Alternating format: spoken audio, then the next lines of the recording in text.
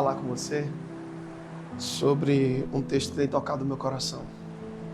Está no Evangelho de João, no capítulo 3, que narra o encontro de Jesus com um mestre da lei chamado Nicodemos.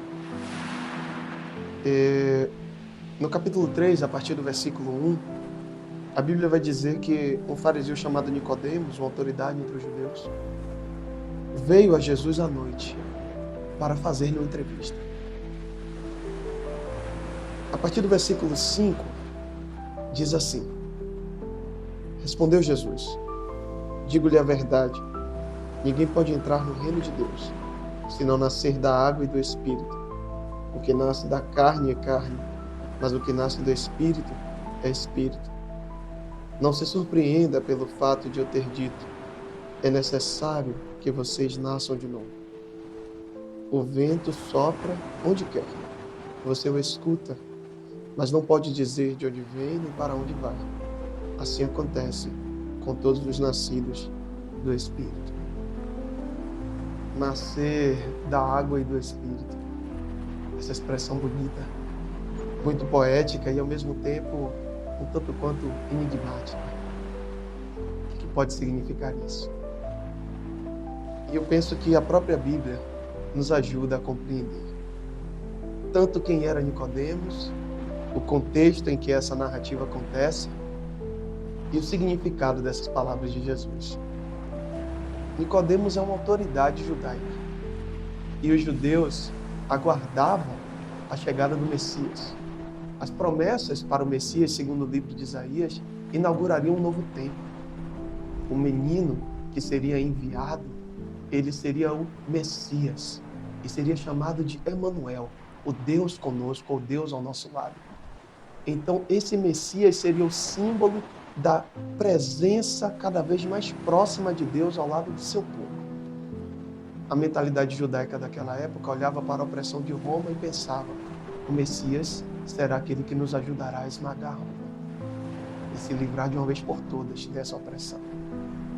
Essa talvez fosse a mentalidade mais comum. Mas Nicodemos, ele conseguia ser um homem diferenciado. Pelo fato de ler cautelosamente as Escrituras, ele buscava estar atento às sinais. E Nicodemos, ele começou a prestar atenção nos movimentos que estavam acontecendo naquela região. E esses movimentos são narrados pelo Evangelho de João desde o capítulo 1. E que movimentos são esses que fizeram com que Nicodemos considerasse, inclusive, Jesus como alguém que fazia algo da parte de Deus? Os movimentos que surgem estão desde o batismo de Jesus. João Batista, lá no capítulo 1, começa a pregar arrependimento dos pecados e, de repente, João faz uma declaração. No capítulo 1, versículo 29, vejam, é o Cordeiro de Deus que tira o pecado do mundo. Isso, para um leitor desatento, pode parecer algo simples, mas para aquela mentalidade da época e para a concepção judaica de interpretação das Escrituras, era uma frase extremamente revolucionária. Por quê? Toda a estrutura religiosa judaica estava organizada em pedir perdão pelos pecados em um grande ritual de sacrifício do cordeiro. E esse cordeiro conseguiria pagar os pecados da comunidade. De repente, João aponta para um homem que só poderia ser um cordeiro no sentido metafórico. Como seria ele um cordeiro? E diz que ele é o Cordeiro de Deus, não deixando dúvidas de que ele estava se referindo à linguagem sacrificial. Seria ele o enviado de Deus para pagar o preço pelos pecados? Como? A única resposta: ele é o Messias. Nicodemos ficou atento a isso. E João testemunha ter ouvido a voz de Deus confirmando que ele era um enviado e ter visto o Espírito descer em forma de pomba. O próprio Espírito de Deus testificando isso era algo que deveria fazer o coração de Nicodemos se perguntar: quem é? será ele o Messias. Mas não obstante isso, Jesus decide ir numa festa. Ele foi convidado, ele, sua mãe, seus discípulos, vai a uma festa.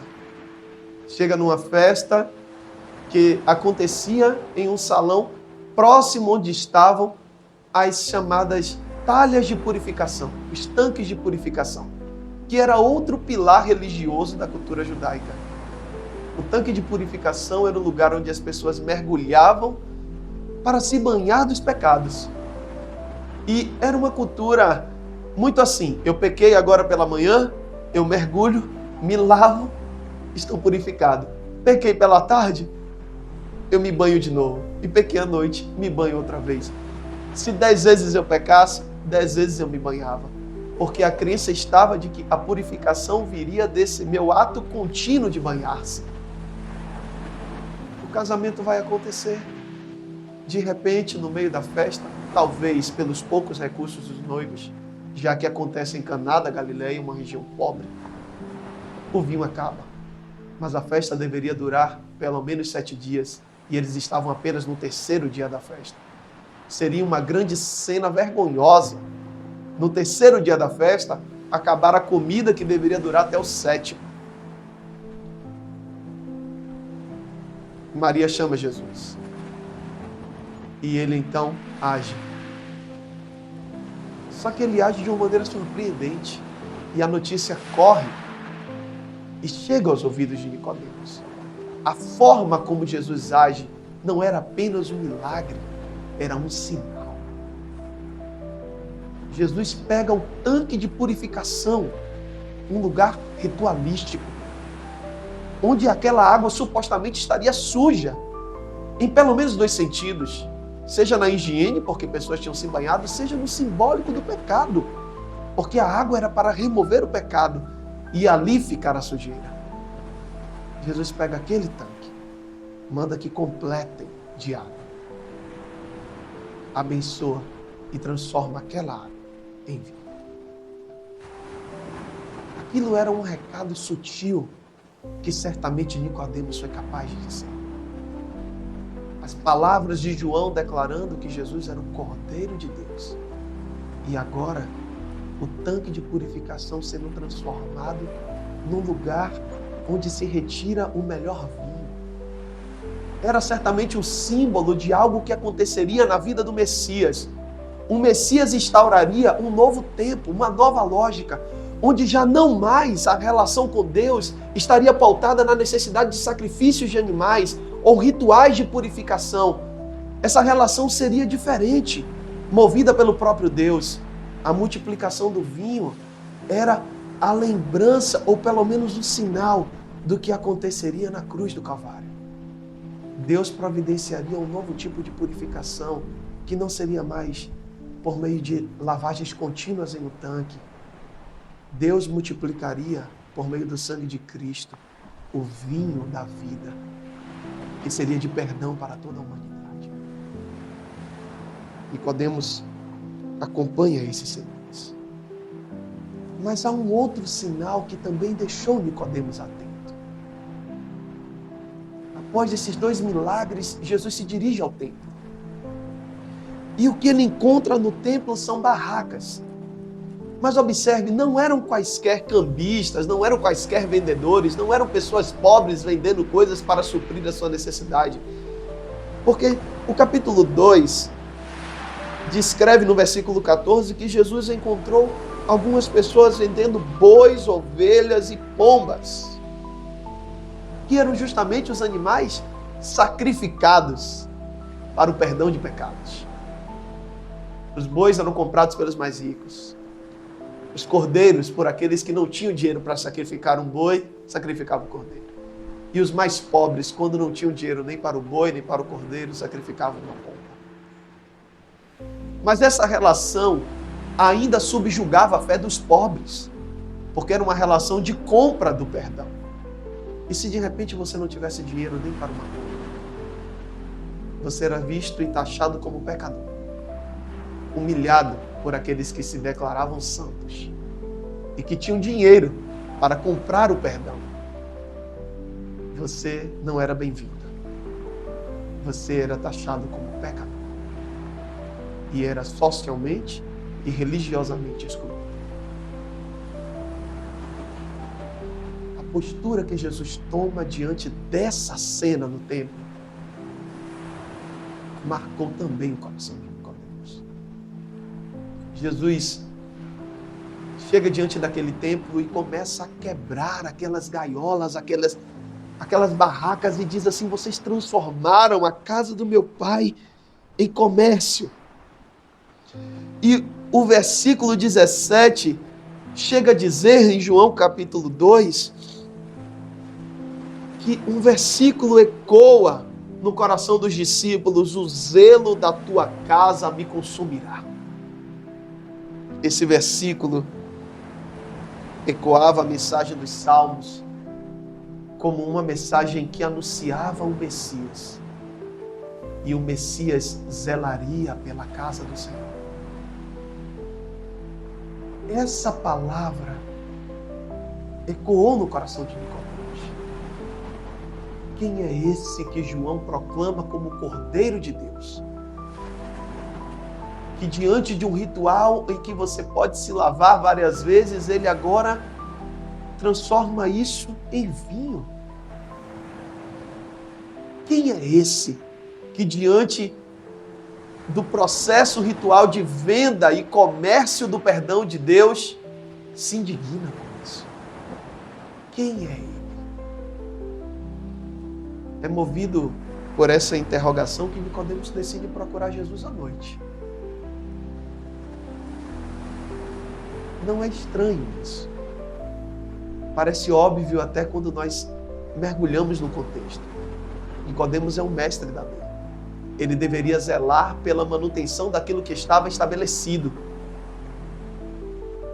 Mas parece estar nas entrelinhas que Nicodemos, em certa medida, também discordava do que vinha sendo estabelecido. E ele vai discretamente à noite, quando poucas pessoas ou quando ninguém consegue. Ele vai, e o versículo 2 do capítulo 3 registra: ele veio a Jesus à noite e disse: Mestre, sabemos que ensina da parte de Deus, pois ninguém pode realizar os sinais miraculosos que estás fazendo, se Deus não estiver com ele. Esse reconhecimento de Nicodemos é a síntese daquilo que talvez estivesse ardendo no seu coração. A conversa poderia encerrar ali, mas Jesus decide aprofundar a conversa para um outro tipo de relação. A mensagem que Jesus proclama para Nicodemos é de que ninguém poderia ver o reino de Deus se não nascesse de novo. Nicodemos responde a ele: o que significa isso? Porque certamente é impossível que um homem adulto retorne ao ventre de sua mãe. E Jesus novamente responde: é necessário nascer da água e do Espírito. Acredito que uma das referências que nos ajudem a entender o que Jesus estava de fato dizendo seja uma palavra muito conhecida por Nicodemos, do profeta Ezequiel, no capítulo 36. Quando o próprio Deus, falando por meio do profeta, anunciou o que ele faria no seu povo. E Deus, por meio do profeta Ezequiel, diz no capítulo 36, a partir do versículo 24: pois eu os tirarei dentre as nações, os ajuntarei por meio de todas as terras e os trarei de volta para a sua própria terra. Aspergirei água pura sobre vocês e ficarão puros. Eu os purificarei de todas as suas impurezas e de todos os seus ídolos. Darei a vocês um coração novo e porei um espírito novo em vocês. Tirarei de vocês o coração de pedra e lhes darei um coração de carne. Porei o meu espírito em vocês e os levarei a agirem segundo os meus decretos e a obedecerem fielmente as minhas leis. Nicodemos estava com esse texto no coração. E quando Jesus olha para Nicodemos e diz a ele que era necessário nascer da água e do Espírito, Nicodemos certamente compreendeu que era preciso aceitar o movimento do próprio Deus, purificando os seus pecados e derramando sobre ele o seu Espírito. Toda a estrutura da religiosidade judaica até aquela época era movida por atitudes que eu poderia tomar para eu mesmo ser purificado. Eu comprava o cordeiro, sacrificava, e o cordeiro era o símbolo do meu perdão. Esse movimento era meu. Eu me banhava no tanque de purificação, quantas vezes necessárias fossem, e eu seria perdoado. Agora não. O que o profeta Ezequiel promete é que o próprio Deus faria algo diferente. Nascer da água e do Espírito implica necessariamente em abandonar a confiança de que eu, pelos meus próprios méritos, consigo me tornar digno diante de Deus. É quando eu reconheço que eu dependo de Deus até para que Ele perdoe os meus pecados. Esse reconhecimento que tira de mim qualquer pretensão de méritos, que tira de mim qualquer pretensão de acreditar que eu posso por mim mesmo ser suficiente diante de Deus. Essa era a grande mensagem por detrás daquele símbolo evocado por Jesus. Jesus estava lembrando a Nicodemos que era preciso abrir mão da sua própria segurança e certeza baseada nos seus próprios méritos. Era preciso aceitar a aceitação de Deus. Era preciso entregar-se a Deus e receber do próprio Deus o seu Espírito. E esse Espírito é que conduziria a vida de Nicodemos à obediência às palavras do próprio Deus. Jesus estava apontando para Nicodemos uma outra realidade. Essa realidade que nós podemos chamar de conversão, que é quando eu reconheço que sou pecador, que pelos meus próprios méritos eu não tenho como ser digno diante de Deus, que eu dependo de Deus, que Deus me aceita em mim, e que quando eu aceito a aceitação de Deus, Ele derrama sobre mim o seu Espírito. Jesus estava apontando isso para Nicodemos, e essa relação alcançava uma outra dimensão. Por quê? Porque a religião sacrificial colocava a Deus como algo que eu simplesmente acesso, mas não me relaciono de maneira pessoal. Deus está distante e quase de maneira punitiva, vigiando a minha vida, e eu faço coisas para aplacar a ira dele.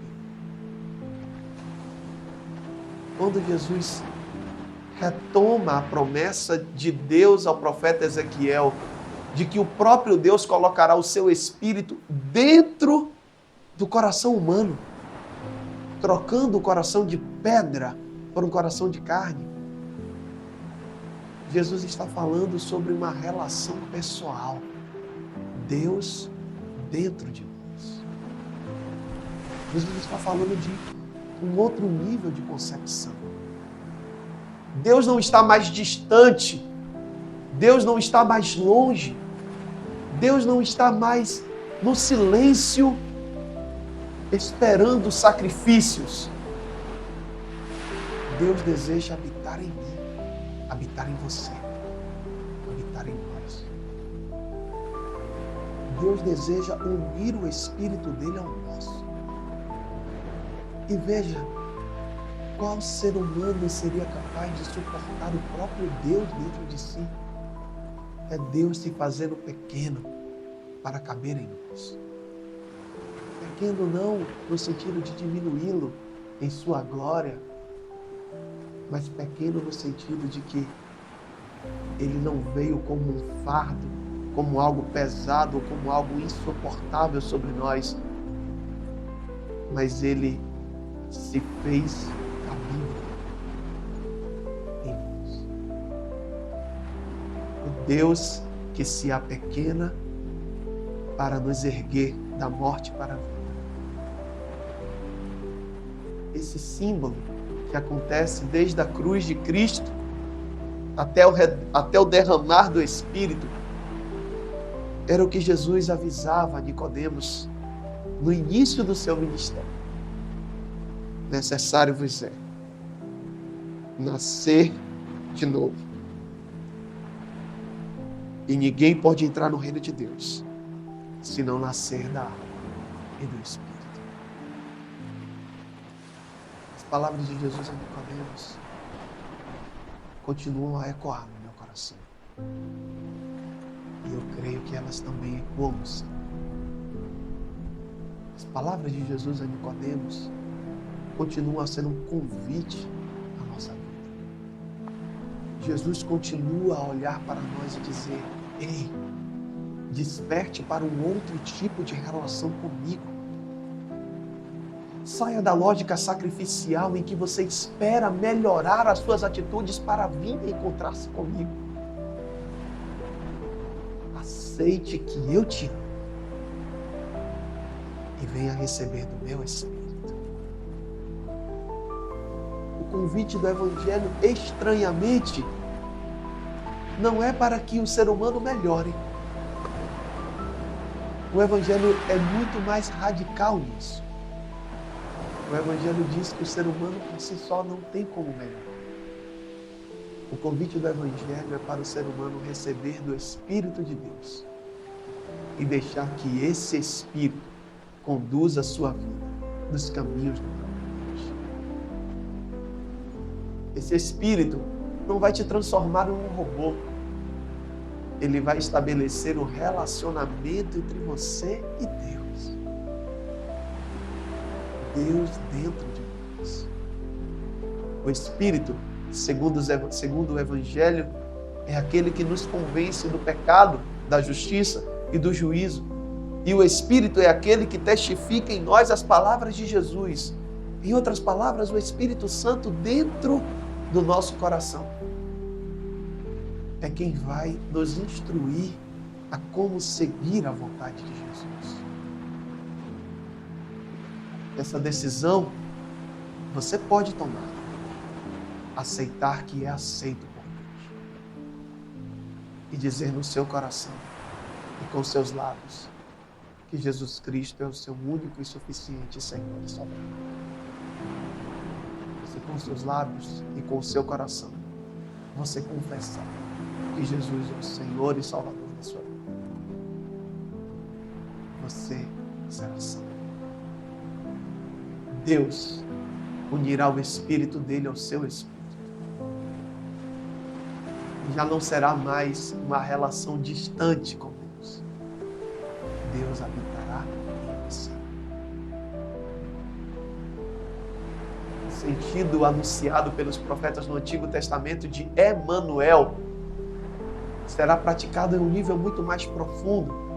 Porque Deus conosco não será apenas Deus ao nosso lado, será Deus em nós. Deus dentro de nós. Emanuel. Que decisão a palavra de Deus te convida nesse momento. Se ouvirdes a voz do Senhor, não endureçais o vosso coração. Você pode agora mesmo tomar essa decisão. Você pode, aí, onde você está, tomar essa decisão. Fazer uma oração e dizer: Senhor Jesus, eu reconheço que sou pecador. Eu reconheço que preciso de Ti. Eu reconheço que os meus méritos nunca serão suficientes para me tornar aceito diante de Ti. Mas eu Te agradeço, porque Jesus foi enviado para pagar esse preço e me dar o acesso a Deus. Eu reconheço o sacrifício feito na cruz e eu aceito Jesus como meu Senhor e Salvador. Se você conseguiu fazer essa oração no seu coração, creia, Deus nesse momento uniu o Espírito dele ao seu Espírito. E agora, Deus habita em você. Que Deus te abençoe.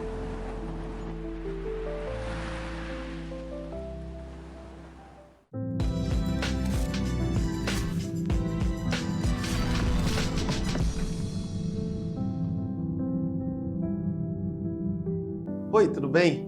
Eu sou Israel Gonzaga, sou pastor da Igreja Batista Adonai.